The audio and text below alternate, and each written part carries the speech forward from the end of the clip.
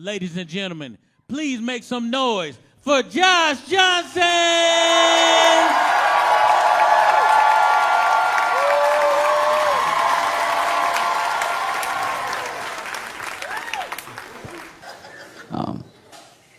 Because it genuinely has been an insane week. You know? Yeah. No, I know. No, it's that part.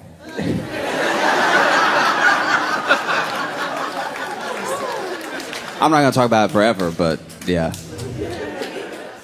Oh, it's what you came for? Okay, good. Yeah, I'm glad you didn't want to hear about my life. No, okay.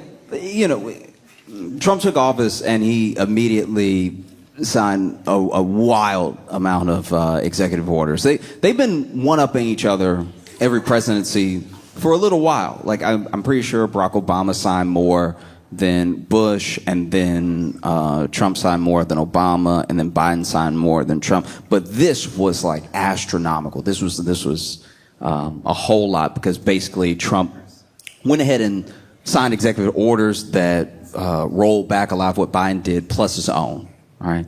And he did some sweeping stuff. Like, he signed an executive order that began the steps for the U.S. to leave the World Health Organization. I did not do it. But what feels kind of wild to me about the executive orders that Trump is passing, and a lot of the things that we're going to see for the next few months into the rest of his presidency, is basically just a blueprint of everything that Project 2025 said that they were going to do. It's a project that he said he knew nothing about and had nothing to do with, but now that he's in office, they seem hella tight.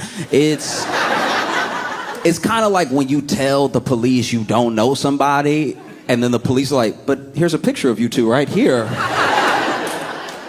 And the picture hella incriminating, because it's not you just happening to be in the picture with them, it's you being like, hey. You say that you're not boys, but in this picture here, you're holding a different picture of the two of you together. You're like...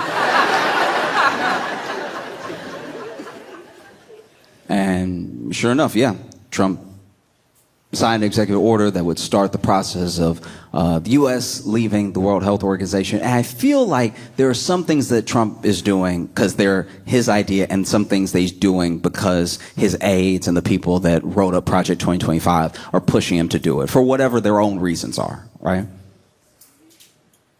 Like, I feel like they went to Trump and they were like, we need you to pull out of the World Health Organization. Then Trump was like, who?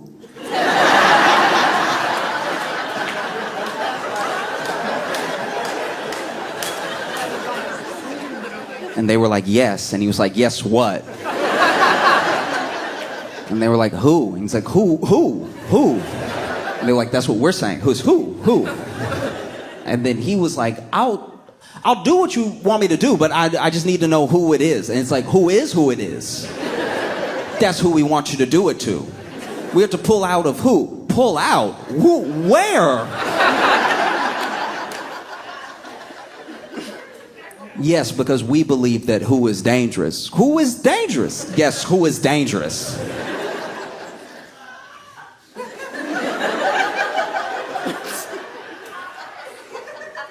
Where is who? Well, sir, who's all over the world? Who is dangerous all over the world? Yes, that's why we have to pull out of who. I'm not in who, by the way. I'm just standing here.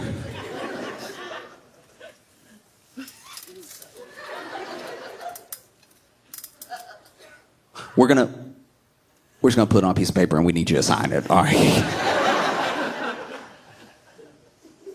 And this is my main thing when it comes to pulling out of the World Health Organization, is that a lot of people take for granted things that are functioning in their life. Things that are either good, you expect to be good, and things that are working, you're just like, yeah, it works because it's supposed to work, right? But sometimes we don't ask enough questions on how a working thing got to the way it was.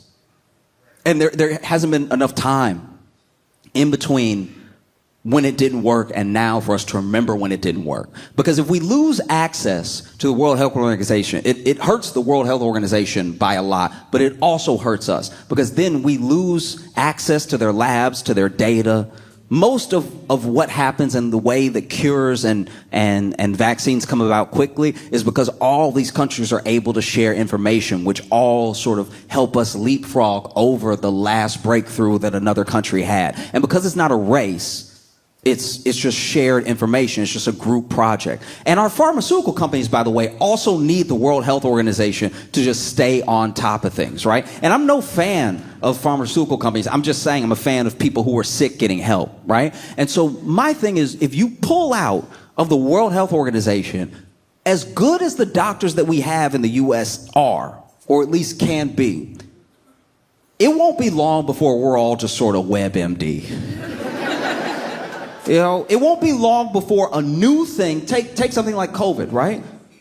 No matter what you believe about the origins of COVID, you understand that something started up in China. And then because of the World Health Organization, everyone was able to talk about it, do testing. They were able to share findings. We were able to get to a vaccine pretty quickly, right? So now, let's say something comes out of another country. And we may know it's coming out of the other country from the news, but we don't actually know any breakthroughs because we're not sharing that data. And everyone has to start all over again every time they try to have a breakthrough. So now you'll just be a regular person walking up to other people like, hey, I'm just asking, just in general, just because I'm curious, but is anybody else like farting blue? No, me neither. No. That's crazy. I don't even know why I said that. That's just like crazy, but like it can happen. You know, I've been hearing on the news that it can't happen, and there's people whose whole bathrooms look like a Smurf died. Like it's just stuff can happen. You know, just curious. Yeah. And then maybe someone does get sick, and then that sickness starts to spread, and maybe it's not something that we're used to. It's a completely new thing. So now you have somebody being like, "Hey, is anybody else that was like not born double jointed, been acting double jointed, like just everything can go in every which way?" Because double joint people, they seem to not hurt when they do it, but I'm in a lot of pain. So if anyone has any ideas on what to do, I've been eating as much as I can to lower inflammation, but I'm still got my head spinning all the way around when I fall asleep.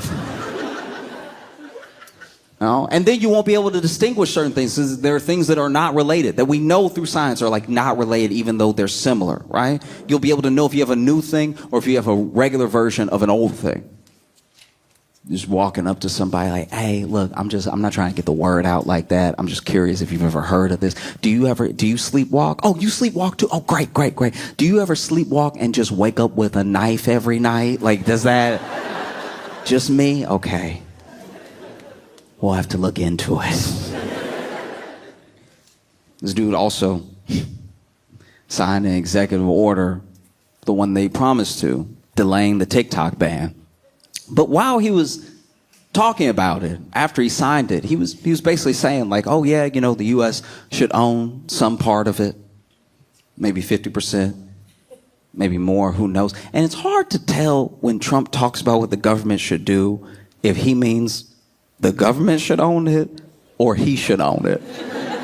Because I'm not gonna lie, this TikTok thing is the most mob boss thing I've ever seen. It's the most like, "Oh, you like your little thing? Like, okay, maybe I own some of it.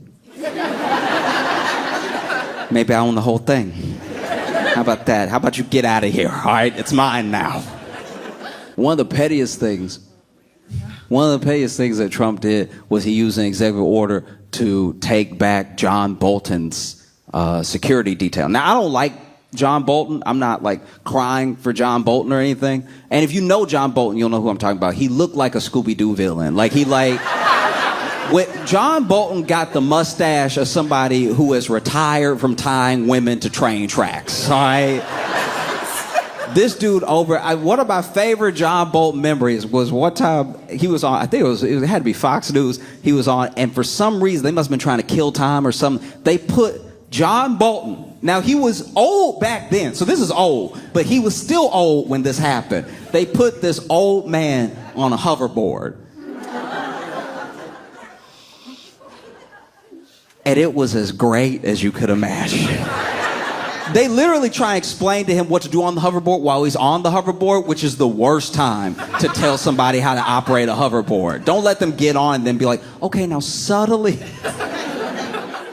And so then this man, not knowing what to do, sort of moves his hips a little bit, and he just starts spinning. And you can go back and watch the clip. This man is screaming, ah, ah!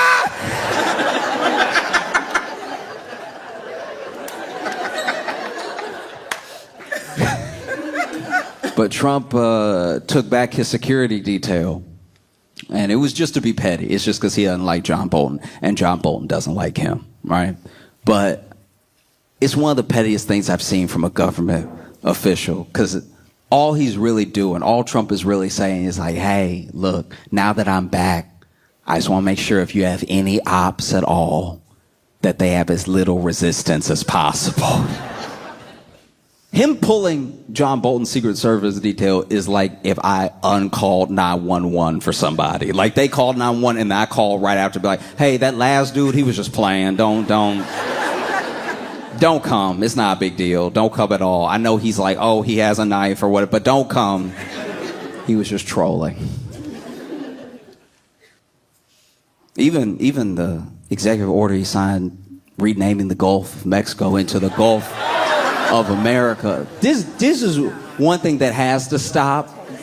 It has to stop immediately because we cannot make it this hard on these kids. I remember when I was a kid. I remember when I was a child in school and they told me that Pluto was not a planet, but it was, but it wasn't, but it was, but it wasn't, and it is, but it isn't. And I failed every test where they asked me what Pluto was. I was like, there was one time where it was a fill-in. You had to describe the plants and you had to talk about what gases and everything the plant was made of and why we couldn't live on that planet, why Earth was perfect to live on. And when we got to Pluto, I didn't know what to say anymore because it had been a planet and then it wasn't a planet and then it had been a planet and it even changed like astrological signs or something like that. And so I was like, you know what? It's up there. How about that? Changing the Gulf. And then you even had publications like The Guardian being like, we're still going to call it the Gulf of Mexico, but we will call it Gulf of America for context in places where it seems fit, where the president is being quoted. I was like, it is or it isn't. No. Then you had Trump signing executive order. You had Trump pardoning everybody from January 6th. That's wild.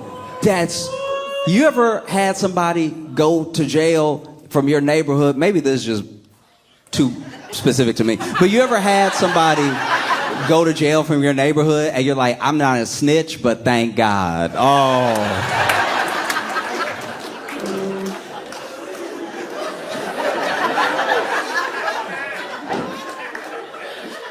There was this dude named LaDon, right? And I can say his name because he never gonna get out. But there was a dude I knew named LaDon, and I remember when he got locked up, I was like, oh no, don't. Like, you know what I mean? Because you wanna show that solidarity, but the police were taking him. I was like, oh, how dare you, 5-0. I can't stand 12. LaDon, no. Oh, but LaDon was wild. He's like a proper criminal. It's like because then his boys were wearing like free LaDon shirts, and I was just like, Anytime I saw one of them, I was like, oh no, I hope this doesn't have the support that I think it does. There was even one of his friends that wrote to the local. I think it was council person or something, trying to get him to look into it. And I'm not gonna lie, I low-key did like a John Bolton. I also wrote to the local council. I was like, hey, he was just playing. LaDon need to be in there. Don't pay any attention to what he's saying. Like, he just kind of wilding right now. You know what it is? LaDon owe him $20 and he want the 20 back. He doesn't want him free. He should not be free. LaDon a bad person. LaDon was a bona fide monster. So now imagine LaDon go to jail. The hood is free.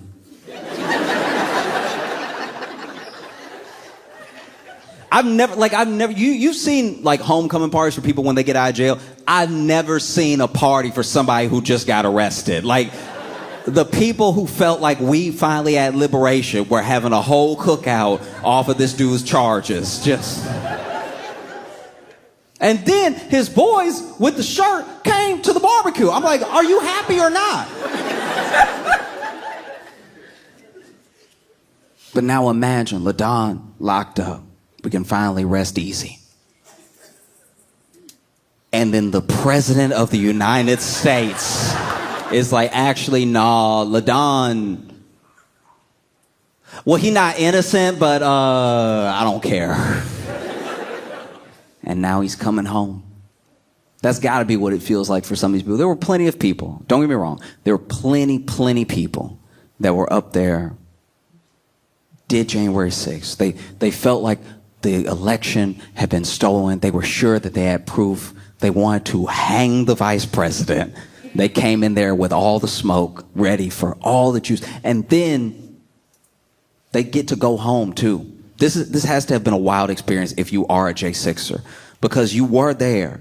Remember when they pooped on the desk? They let them leave that day. They pooped on the desk that day, and then they were like, get out of here. And they were like, you right. And then they left. And they were very willing to be on camera. There were people interviewing each other about what they were doing. It's like, hey, Patriot, what are you doing? Oh, I'm tearing up Nancy Pelosi's office right now in protest of the election being stolen. This is me, James Atwood. I just made up a name, but they were saying their full names. They were saying their full names, and there was one dude that I'm pretty sure was trolling because he was literally getting people to say their address, and that felt insane. Like, I've never had to say my address out loud to somebody I didn't know. And then police come, and they're like, hey, get out of here. And then people left. And you saw them leave. You saw them leave different parts of the rotunda, everything, with smirks on their faces. And then over the course of 2 years, 3 years, 4 years, started picking them up left and right. People started, hey, he was there. Oh, they're posting about it. It was on their social that they were there and what they did, right? Them pepper spraying, them throwing stuff at police, all that stuff. And then they start getting arrested. And they're like, what? But I thought, how could this be? How? And then they were sitting in jail. And then, before Trump left, they were like, surely he'll pardon us. And he was like, I'll see y'all in a bit. You know? Because there was a lot of like misunderstandings about who we could pardon and who we couldn't, and when people were charged and all this stuff like that. And then he becomes president again. This dude is now president again. And then he pardons them. And woof. Normally, I'm used to seeing a lot of people get out of jail through like innocence projects and stuff like that. People who did not do something. And then they're like, I never thought anyone would believe me. I thought I was going to sit in jail, and now I'm free. And they're nothing but grateful. They get out, they're hugging their families, they're crying and stuff. And that has not been the case with the J6. Everybody that got let out is very angry. They're so angry, and a lot of them have already tweeted, I'm buying a gun. And it's like, why would you tell anybody that? You were already caught on camera doing the thing, and now you're like, and now that I'm out, I've got a gun. Okay, LaDon. Like, it's crazy too, because this dude signed that executive order for Doge, for the Department of Government Efficiency, that Elon is supposed to run. Which Elon's also had a week. Because Elon was supposed to run Doge, and he was supposed to really like get in there of what the budgets were, of who everyone was and everything, and he was going to reshape government in the image that he saw best fit him, his businesses, and his worldview, right? And then, I don't know how he did it, but he already like did something that Trump didn't like. Of course he did. Like, it happened quickly, because this dude was supposed to have an office that was near the Oval Office, right? And then one of Trump's one of Trump's, I think a cabinet member, but maybe it's an aide. I can't remember who it was, but they told Elon outright. They were like, "Hey, you're not gonna be around here."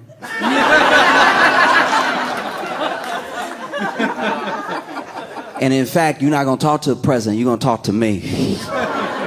Which is wild. Now, don't get me wrong, that person is also like a huge MAGA Trump Republican, but still, the fact that they felt the need to wedge themselves between Trump and Elon already speaks volumes, because Elon, was standing behind the presidential seal. And this is how you know that a lot of people are truly out of their minds. This dude did a Nazi salute that we then debated if it was a Nazi salute for like every day after, including the day of. And I don't know if you should be allowed to talk if you can't believe your eyes. Do you know what I mean? Like, there are people that were like, that was not a Nazi salute. He was throwing his heart out to the crowd. I'm like, well, he has a weird pitch. You know what I mean? I always throw my heart like this. And he did it twice to make sure you knew what it was, which is pretty wild. One thing that I like about Elon, which is not many things, is that he always manages to quickly make the people that take up for him look super stupid. Like, really dumb. Because so many people had so many different things. They came to his defense. It was several things at once. It was like, guys, no, that was not a Nazi salute, okay? It was a Roman salute. I'm like, all right, you ever split a hair before? Apparently you don't know what that looks like. No, it wasn't a Roman salute. He has Asperger's. I know a lot of people with Asperger's. I know a lot of people that are on the spectrum. I know a lot of people with, different types of autism on different parts of the spectrum. And when I've hung out with them, and they've needed to point,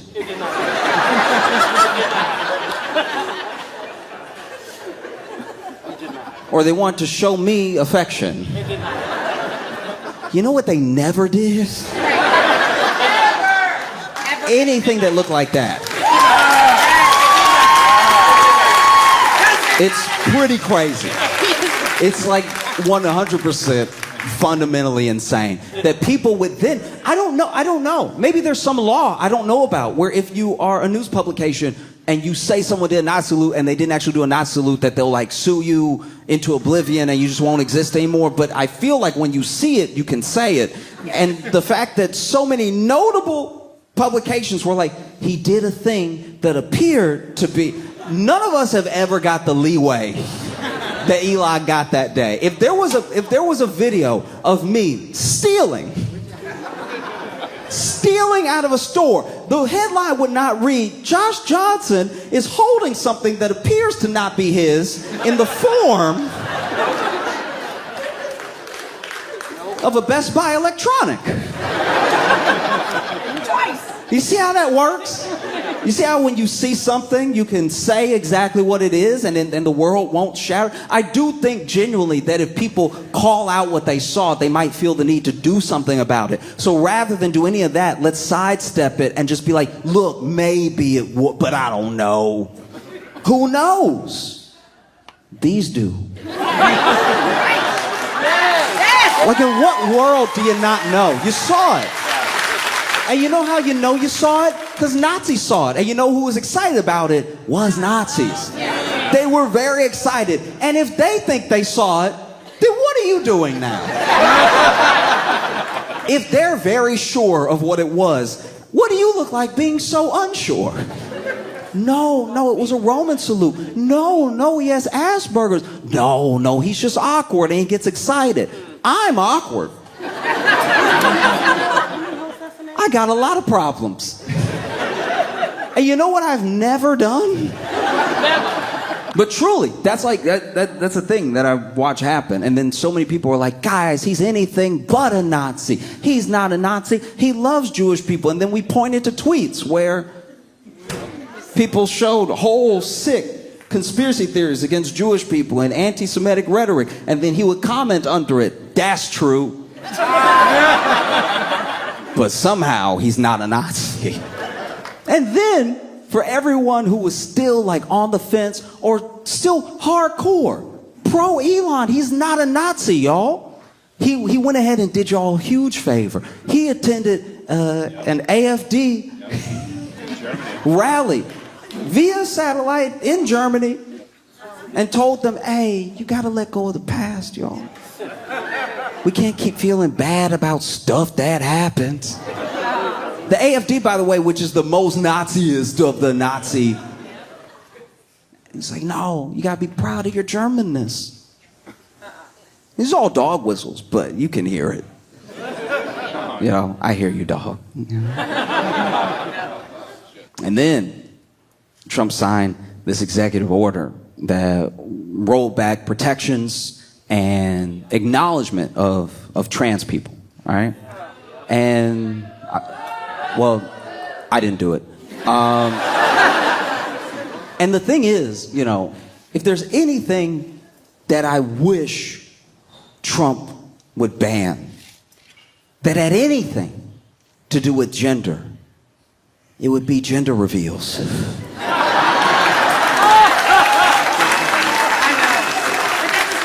They're getting genuinely dangerous. I watched a gender reveal where they had, because they're creative in the worst ways. Because then I watched this gender reveal where they had a blue plane and a pink plane, right? And both planes were flying at the couple, right? And then I guess whichever plane, I don't really know how it was supposed to work because both planes flying, so I don't know how we're gonna figure out what the baby is. You know what I mean? So then the pink plane veered off to the right and the blue plane kept straight. So I guess that meant it was a boy because they started celebrating, right? But they started celebrating without moving and the plane was still coming at them. And so it's not a big plane, but it's a little bigger than a toy plane, and it hit the husband in the face and chopped his head all up. Like he's alive, he's fine, but you could tell it hit him hard, and he trying to still celebrate, but he's clearly concussed. He's 100% concussed, just oh.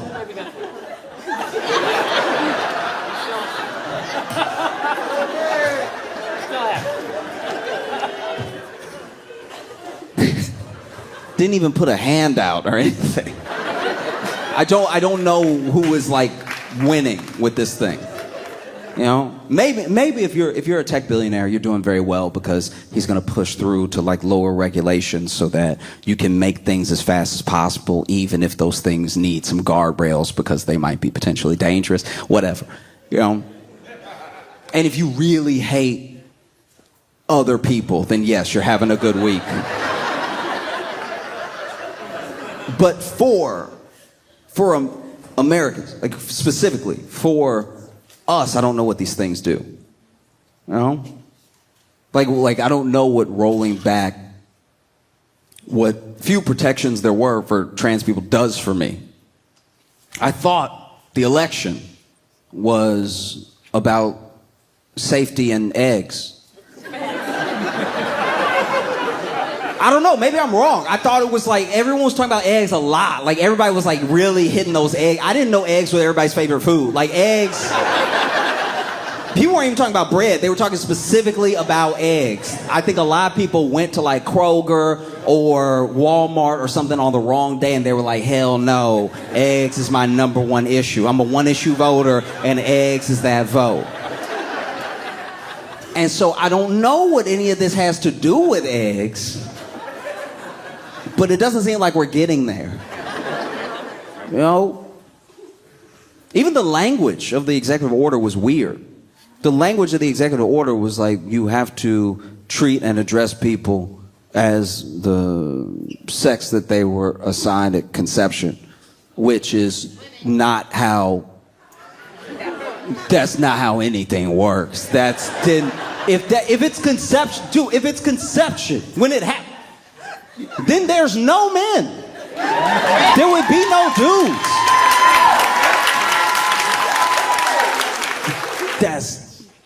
This is not a plan. Like, this is terrifying. Don't be wrong. There are plenty of people who are scared. And there are plenty of people who don't know what to do next. And one thing I really want people to stop doing, and I'm not anybody's boss, you can do what you want, you can probably, whatever, screw me, but we're not like cooked. Don't do that thing. Don't give up immediately. Like there's a sort of rhetoric and an idea that like, oh, we're finished and this is it, and like there's nothing that can be done. It's like guys, no.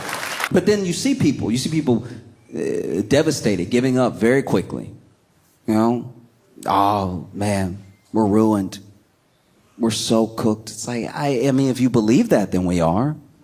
Like, if you earnestly believe that, then yes, absolutely. That's what cooked looks like, because cooked is done, and you like your steak raw. So, yeah, I mean, like day one, we're cooked. That's also, that kind of made me furious. I'm not gonna lie. Not even like an armed resistance attacking people or something like that. Oh, we're cooked. It's like, you saw him with his pen.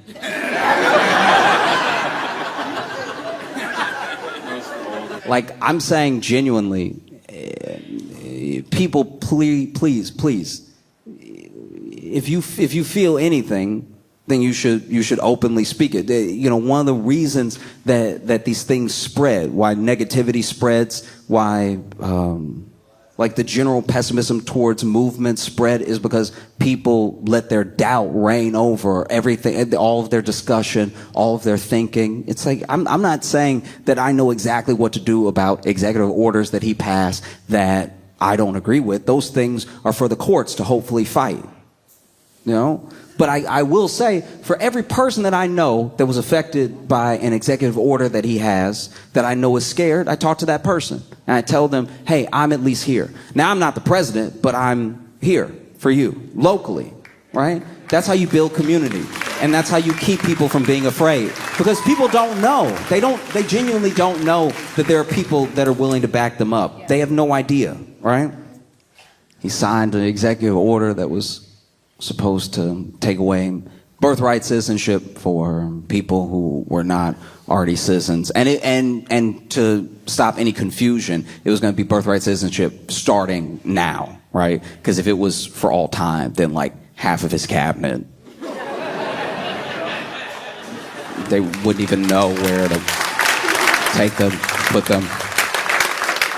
And then he started work on this thing that he'd been promising. And it was a thing that people didn't really think he was going to do, of like mass deportations. And so far, these are the numbers so far as I know them. Once again, I'm willing to be like fact checked. If I'm wrong. But this is from what I've read and from what I know, this is basically what has happened.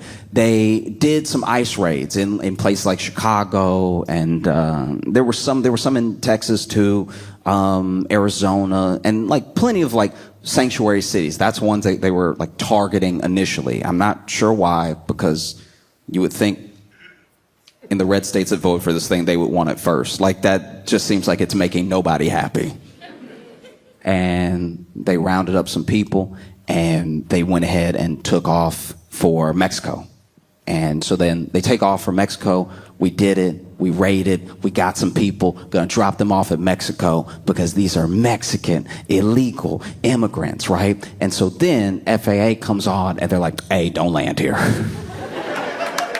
And I do think that nobody really thought that part through. I don't think people really thought. And then even when they let them land, they were like, don't let them off the plane. Just turn around. And they were like, all right, okay. We will be back though.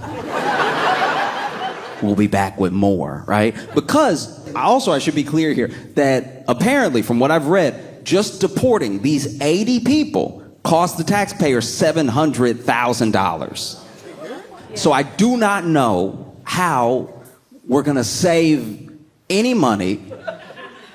I don't know how this plan is going to work. 80. There's supposedly 11 million undocumented immigrants in the U.S., right? 11 million, so 3.3% of the population, right?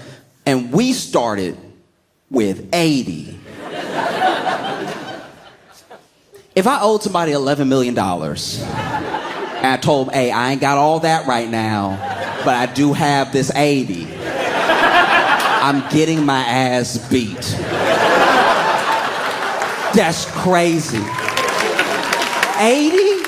and $700,000. I'm not in government. I'm not acting like I know how to fix a situation. I'm not acting like I know what to do about where we're at. But I will say this. If I know I got to spend $700,000 to get 80, this is just me. This is just me. This is just me. I'm not telling anybody else to do it. This is just me. This is what I would do if it were me and I knew $700,000 for 80. I would just tell those 80 people, listen, I'm going to break you off some. Start a new life somewhere else. You get 1/80th of 700,000, right? And come back in like 6 months, all right? Because that's one thing that you will not hear. As this whole thing builds out, you will not hear about people coming over illegally. They're going to act like it's not happening. They're going to act like it's all going one way. They're denying everything. They're denying all of these legal ways to become a citizen, legal ways to gain citizenship, legal ways to get a card or just to be able to work in the U.S. They canceled a lot of appointments for people who were doing the right thing, right? And so my thing is just use your logic and pay attention to what is not being said over the next few months to several years, because they're not going to want to admit that these people are coming in still, even while they're making these efforts, because it will make them look even more desperate, even less efficient, you know? Because they told us before the election all of these incredible stories about how migrants were coming in. They were like, and look, I don't even know how they're doing it, but in Honduras and Guatemala, they're disassembling themselves, mailing themselves here, and then reassembling themselves, and then walking around amongst us.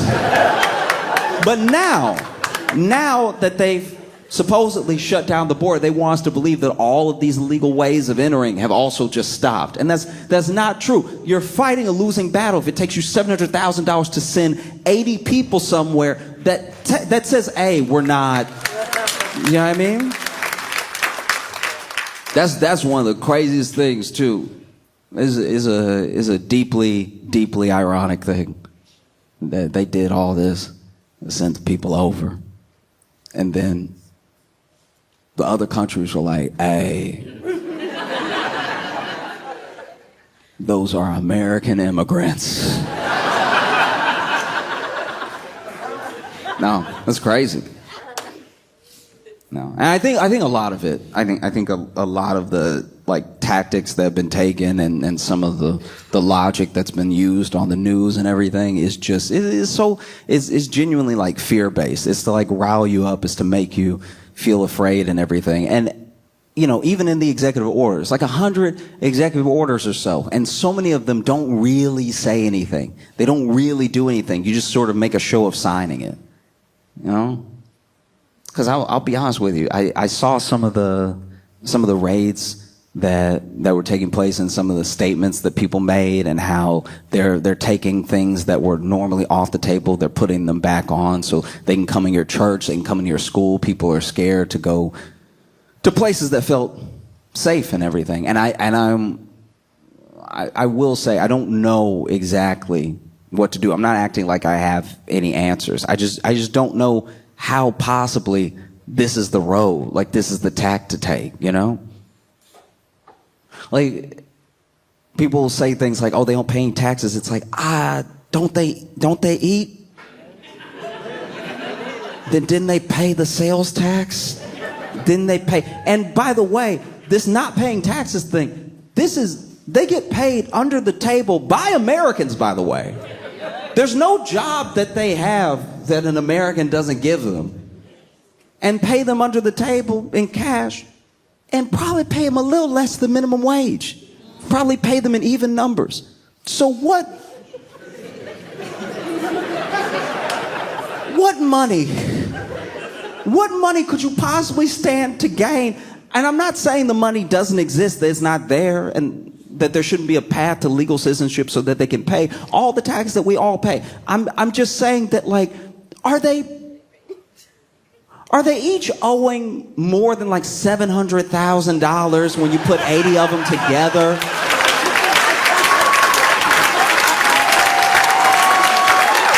I don't know.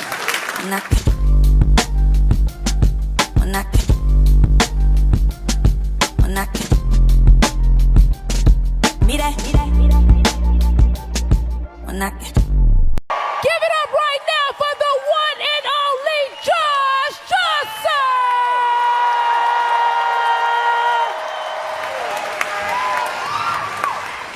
I reflected a lot and I came up with a lot of New Year's resolutions this year. I don't normally do it.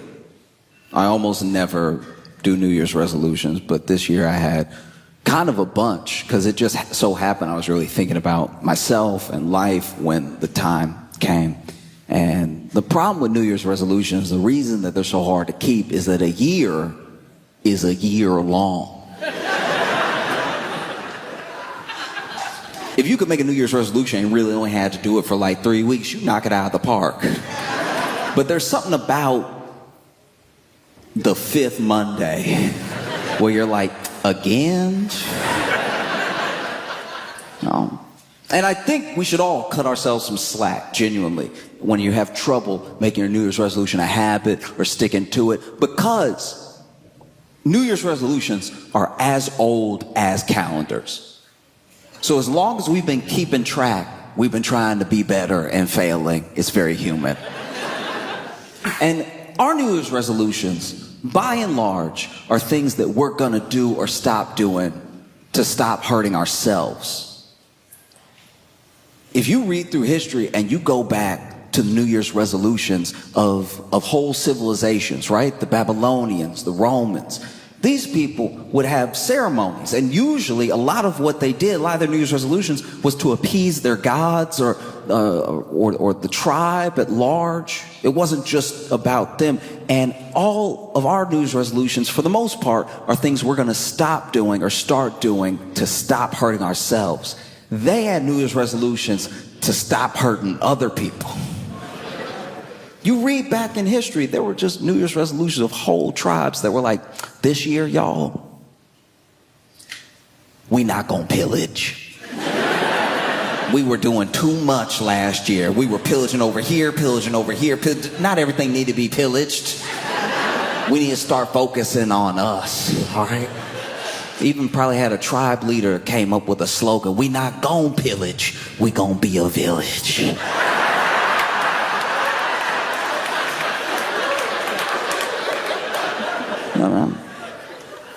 No, it's as old as time. And admittedly, there are some modern New Year's resolutions. I do know a few people in my life that have had to make New Year's resolutions to stop hurting other people.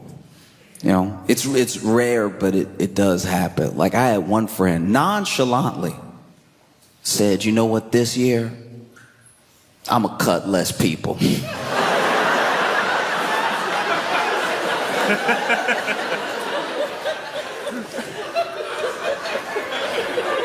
First of all, I didn't know she was cutting anybody. Second, your New Year's resolution is day one. Your New Year's resolution is to cut less. You didn't say none.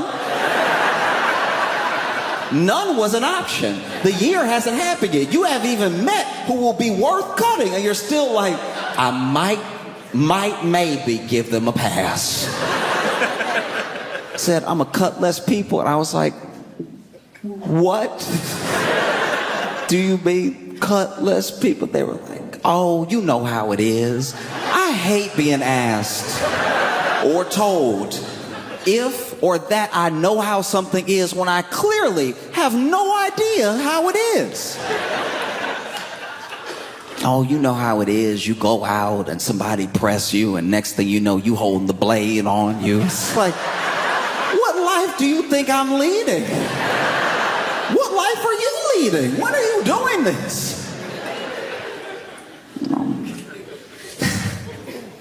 I had a couple of New Year's resolutions. One of them was to focus on my health, which I'm already regretting. Genuinely, because this is my thing. When you try to focus on your health in the beginning of the year, you really think you're going to do it. And that's why I make it a New Year's resolution. If you tell me what I'm doing wrong, if you tell me what's wrong with me in like September, I'm probably going to be like, then I'll die. Sorry. I like doing that. But if we're starting a new year and you're like, don't do that, I'll be like, okay, I'll try, right? No, but the problem is when you focus on your health, you have to go to the doctor.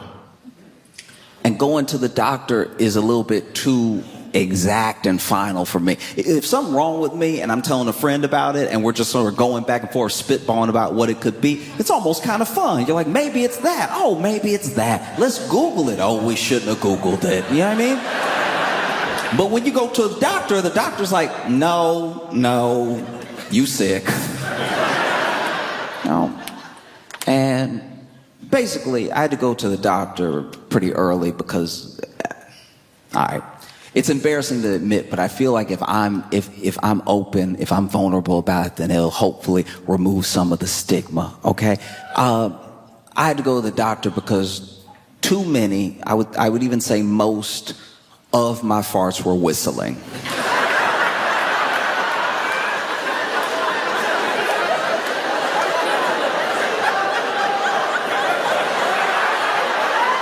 Okay, all right. So if you're going through what I'm going through and you hear that laughter, that's why I'm doing this, to try to break through, try to show the normalcy of what was happening to me.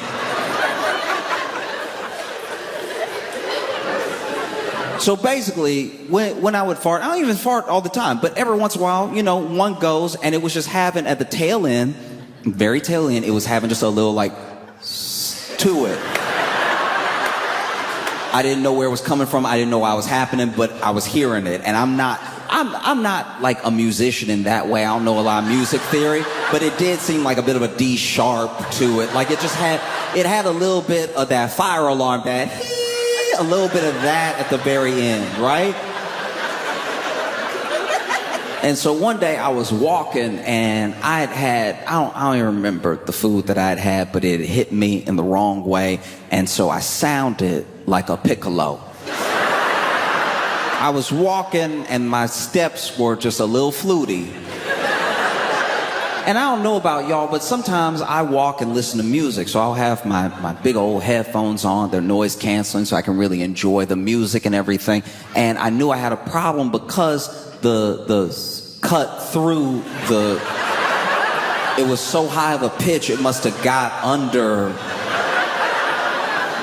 the noise canceler. And so I was just walking, and I don't know, once again, about you, but when I'm wearing my headphones, I'm listening to music, and I'm walking, it feels like I can fart however loud I want, because I can't hear it, so then it must not be that bad. I know that's not actually how sound works, but it's just kind of what goes through my head while I'm doing it. And I was walking, I just heard it, sort of like, do you remember? And I was like, uh-oh, I should probably talk to somebody.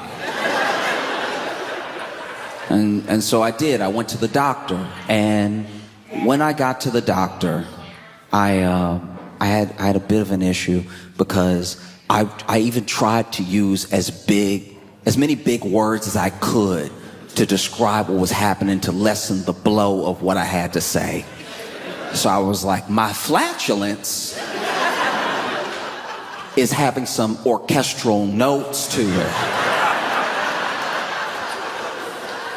And the doctor was like, what? And I'm like, don't do that. One of the main reasons I hate going to the doctor is because if you're a doctor, and especially if you're older than me and you're a doctor, I'm assuming you've been a doctor for a while, right? And if you've been a doctor for a while, then I'm assuming you've seen a lot of stuff. But somehow when I go to the doctor and I tell them my problem, they've never heard of it before. You got all these encyclopedias in here with all these diagrams of people's bodies and stuff, but then I tell you what I'm happening. You're like, what? And then I just made it simple. I was like, look, my farts are whistling. He was like, what? And I was like, that's worse. What happened to bedside manner? And so, he fixed it. I'm fine now. It doesn't happen anymore. But yeah, basically there was something going on where I had pretty much like overexerted myself, and he explained it better, but I guess my organs were kind of like a Tom and Jerry configuration, and it was just making me whistle at the very end, and then it went back to normal. My second New Year's resolution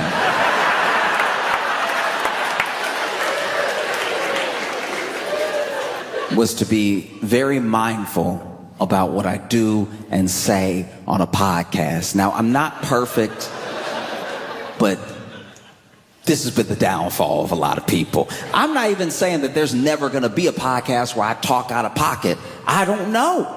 It's just talking. And it's so much talking that along the way, you say something dumb or something that doesn't age well or something that you don't even really think. Maybe just talking, right? You get anybody to talk for hours and hours and hours, and eventually they'll say something pretty dumb.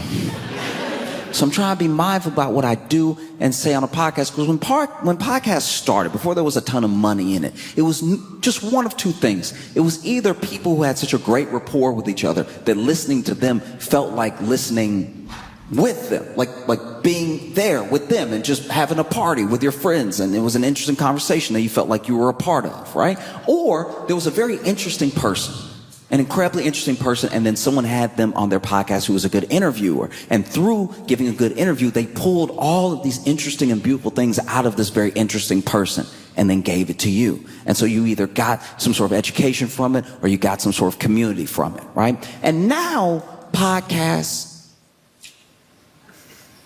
I think we made too many microphones.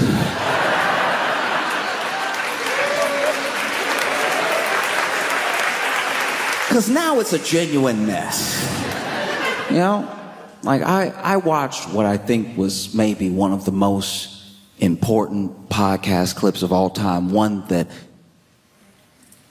exactly, perfectly describes what I'm kind of talking about. Mike D has a podcast, and in that podcast he was talking to OG Tulo, a rapper. And while he was talking to him, OG Tulo reaches into his pocket and somehow shoots himself in the leg.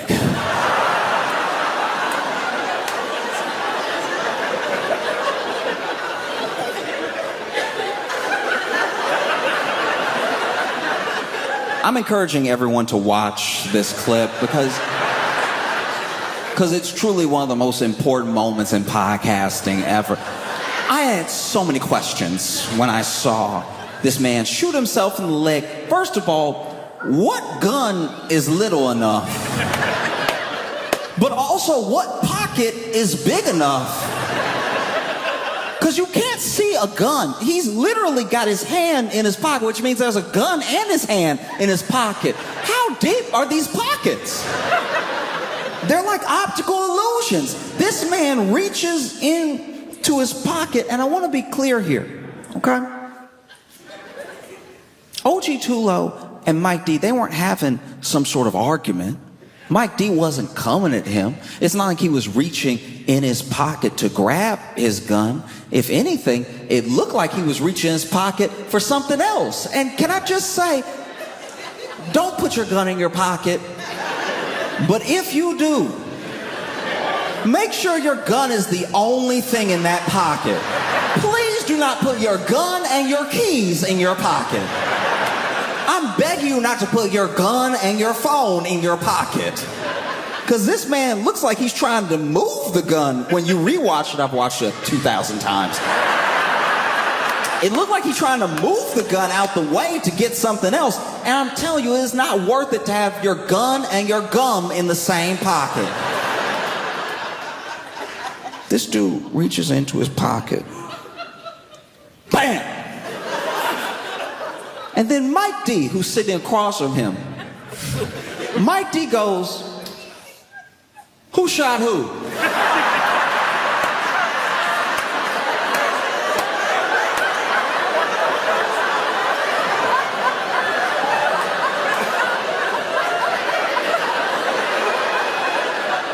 They're facing each other. He turns to the cameras out there where the people are, who I guess are producing the podcast. And he turns to them and goes, who shot who? Somebody got shot?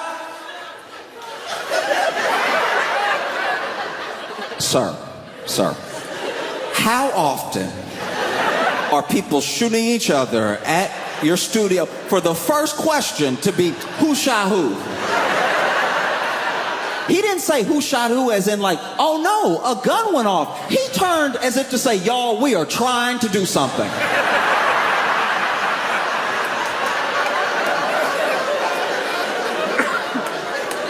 This man turns, who shot who? Somebody got shot?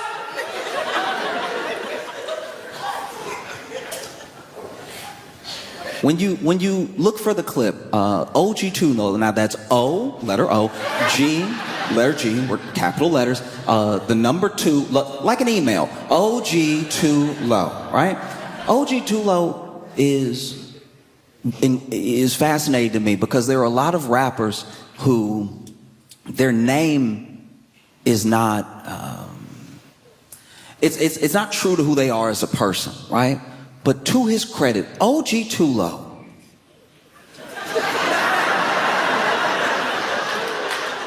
shoots himself in the leg and only goes, his reaction to shooting himself in the leg, all he does is go, ooh.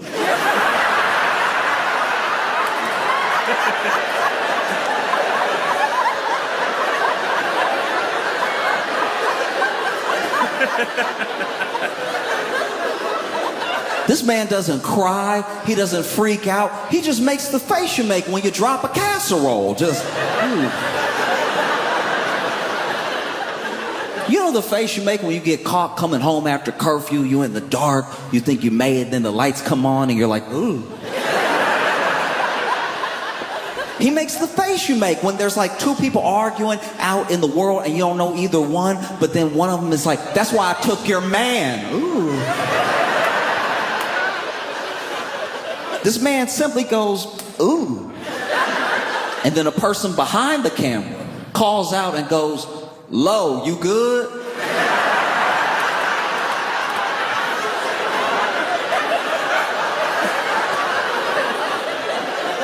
There are a few things I hate more than being asked if I'm good when I should not be good. When I'm clearly, people wait till you hurt to ask if you're okay. And I understand the reflex question, but you just saw something very bad happen. You saw a man reach in his pocket where he clearly forgot he had a gun. And then shoot himself in the leg, and now you go, Lo, you good? And OG Too Low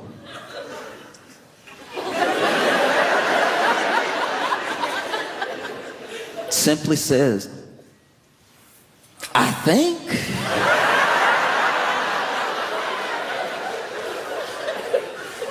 And so I'm trying to be more mindful about what podcasts I do and what I do on them, because I've seen how bad it can go. You know?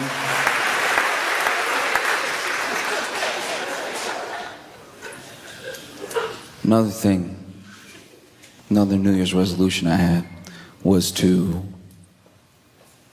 take better pictures of my male friends. Okay? As men, we gotta start taking better pictures. This is rough. We wonder why it's a struggle out here, but I'm telling you, I know good men. Not just decent, I'm talking about good, wholesome men. Father figures in father material, marriage material men who are out here taking pictures forehead first.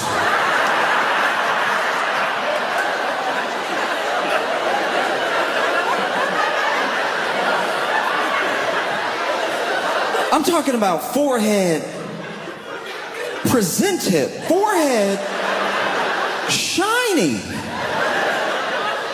optical illusion, forehead forward. I don't even know how you get that angle. Did you put the camera on your head? You know, because that's what happens. As a man, you don't get that many good pictures taken of you by other dudes. You know? And then you post it because it's one of the only good pictures you have. You want to go on a dating site, you want to meet people, you go ahead and you post the pictures you have of yourself because what you have is what you have. And then you put that out into the world and you wonder why there aren't many bites. There aren't a ton of bites because when people are scrolling through your pictures, you look blurry. You look like if they met you, you would only be a memory, you know? You know what I'm talking about? You know that wave look when it's like, it's almost a good picture, but there's that movement at the end, so you're a little blurry on one side. Will she be dating a ghost? Who knows? We've got to start taking better pictures of each other's men. And I know it's hard. I know it feels weird to like take, because women are so good at doing it for each other. They'll take incredible pictures of each other. It won't even be picture day.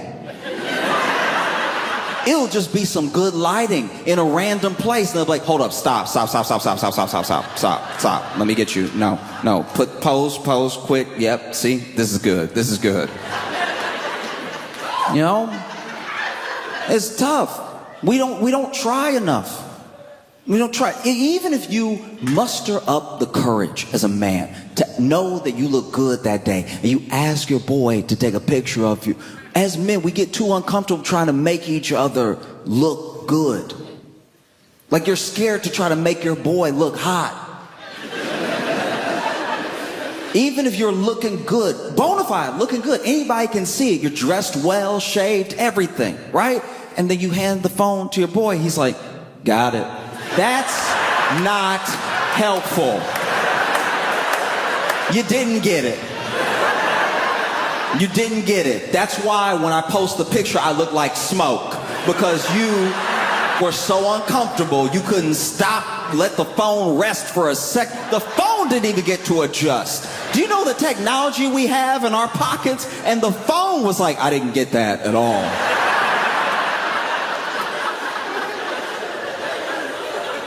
Women will do anything to take a good picture of their friend, especially when the friendship is mixed. Like when you're out with your male, female friends and you're just walking, going to a restaurant, whatever, and then there's a moment where it's like, hey, this is good lighting, stop, let me take a picture of you.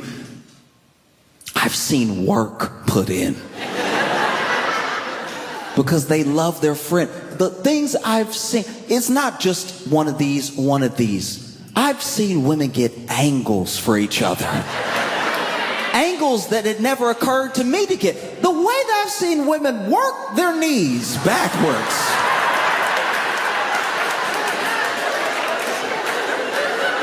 No, you be still. I'm good. You be still. That's it right there. That's it.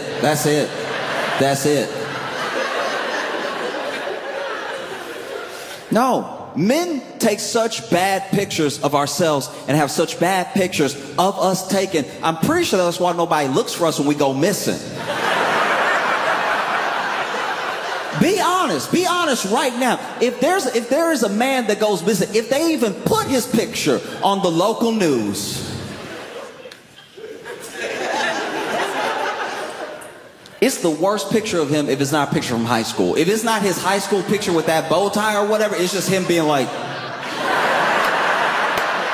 And then you see the picture and you're like, I think he did it. I think he kidnapped him. That's what happened. I solved it. We don't need to look. That's why when you put a woman's picture on the national news, it's any picture. It's just a picture of her that's recent. And people are like, find her! Because it's a good picture.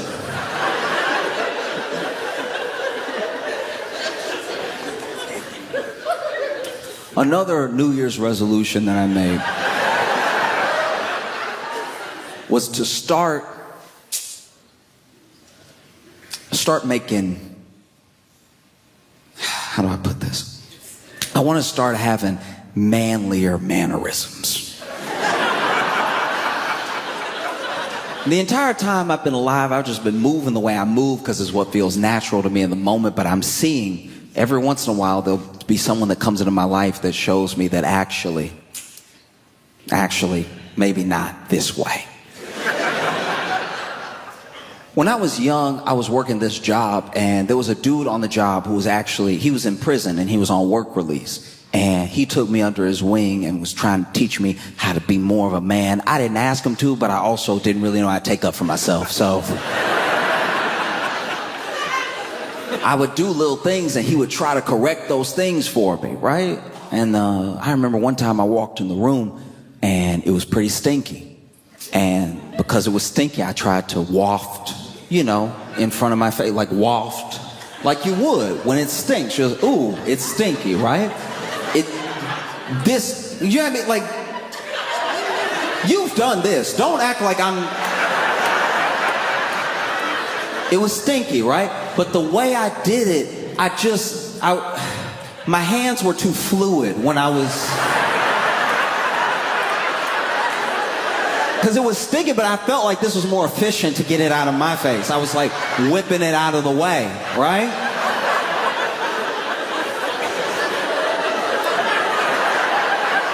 And he saw me and he was like, stop doing that. And I'm like, what? Why? And he's like, your hand looked like a whisper, dog.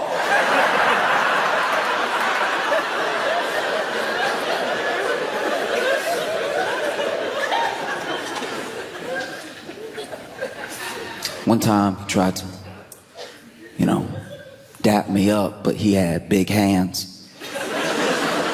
And so when he did it, I'm not gonna lie, it hurt.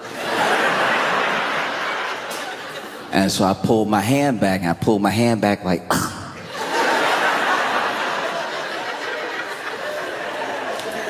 and he was like, don't do that. I'm like, what should I do then? He's like, I don't know, but not that. The worst one was, people talk about fight or flight, and people often don't talk about freeze, which is what I did in this particular situation. This dude had been on work release, right? And some dudes who he must have got into it with before he went to jail found out where he worked. They waited for him to take a smoke break and they tried to jump him. Now, initially when they tried to jump him, they were just pressing him outside, talking. I don't know if he owed them money. I don't know what the situation was. All I know is I'm walking out with the trash, and then they swing on this dude, all right? And then he, by himself, fights off both of these dudes, and he's not really losing or winning, but he'll take one to give one, and then he'll get one good enough that they back up a bit so he can focus on the other one, and then go back to this guy and everything. But then at one point, my man, he gets clipped. He gets clipped by one of these dudes, right? And they have him with an uppercut, and he goes backwards, and I'm not proud of it, but it was my genuine reaction. When he got hit, I did go.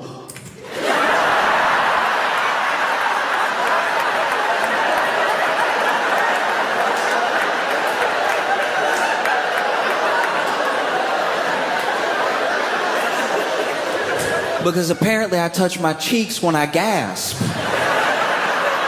I didn't know that about me either, but nothing had happened to make me gasp in a long time. So when it happened, I was like, oh. And people look at you different. When you do like a full Macaulay Culkin, when you hit them with the Macaulay, with the...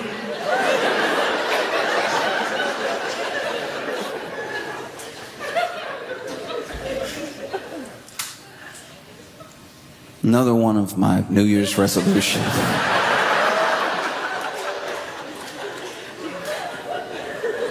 is to take a break from Facebook Marketplace.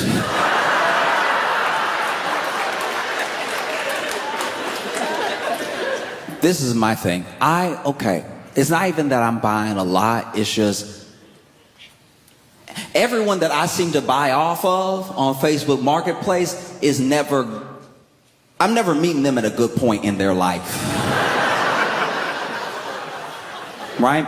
So when I meet them, there's a whole energy to it that doesn't feel like just regular commerce. As an example, I went over one time, I needed a bed frame, so I went to purchase the bed frame. Facebook Marketplace, I show up, right? I've already paid, and I show up to pick up the bed frame, and it's not as if I came there to make a friend.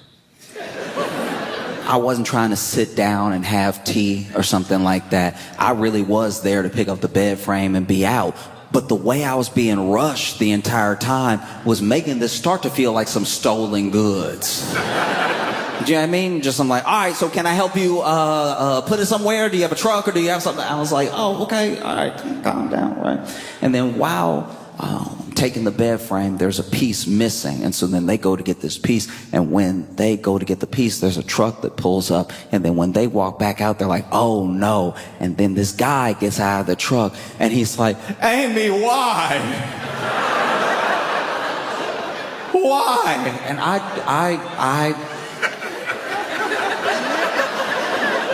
I'm just here for the bed frame. He's like, Amy, why? And she's like, I told you why. I'm done with you. I'm done. I'm sick of it. I'm sick of everything that you do. I've given you so many chances. And now she is yelling over my shoulder. Like I'm here. I'm where I am now. She's right here yelling at him who's behind me going, why? So I am kind of like this child of divorce in this moment.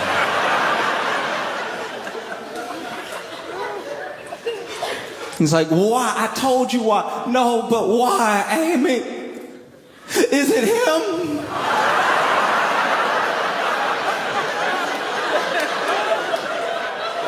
And I can honestly tell you right now, it didn't look like it would be me, because when he said, is it him? I went, huh?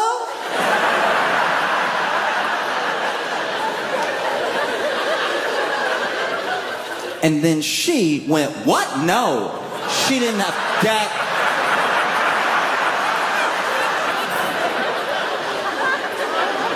Now I'm looking at both of them like, huh?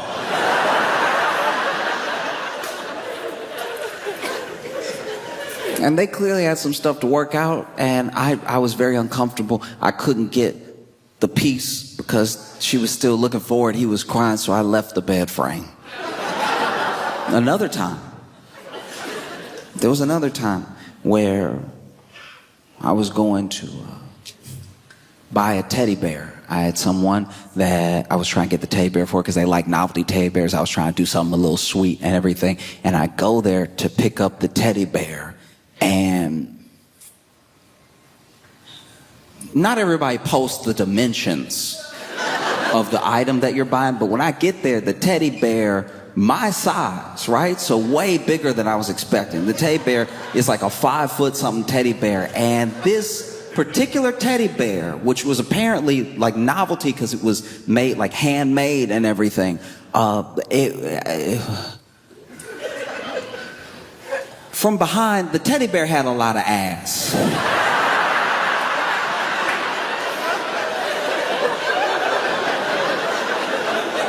Like a twerkable amount of ass. Like it was cheeky. And so, you know, I'm trying to pick it up and it weighs a man. And so I was like, okay, maybe not. Because now even if I give this as a gift, one, it's too big, and two, I'm gonna have to explain what's happening back here.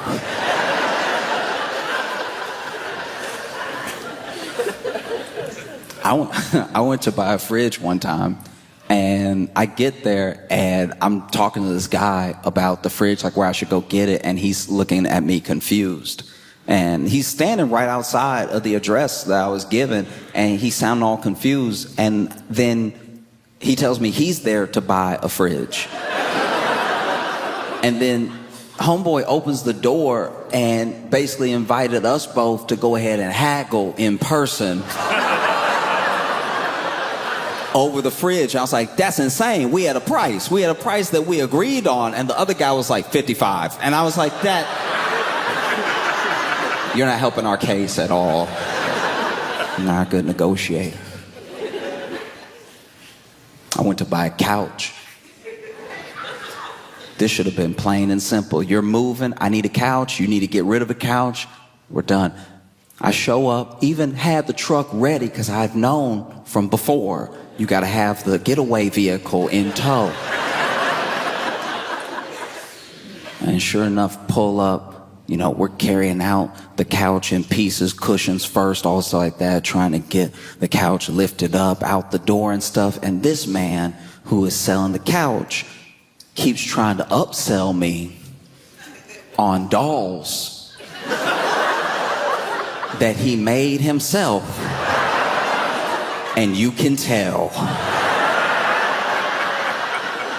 He made these like knockoff porcelain Cabbage Patch dolls already freaking looking to begin with. They already look at you, no matter where you are in the room, they got eyes on you. And then he made it so he stuffed them a little bit and then he put a button on it. And when you put the button on it, it was supposed to cry. Like, you know, the way that you buy it, the way it's wham. Okay, hold the baby, right. Except he must have recorded the cry. Because this doll's cry was haunting. You press the button on this doll to cry because he did it. No one asked him to. Trying to upsell us on these dolls while we trying to lift a couch that is apparently made out of lead because we cannot get it up. Meanwhile, he not helping, presses the button on the doll, and the doll, instead of a wham, wham, it gives a cry that screams 1800s horror movie. This doll presses the button, this doll goes, ah!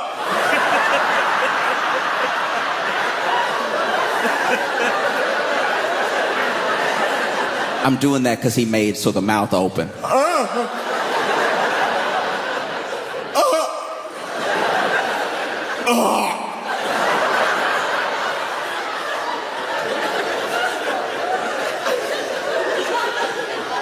I was so genuinely terrified that I left the couch. That's why I need to take a break from Facebook Marketplace because I don't really leave with my items. I don't really...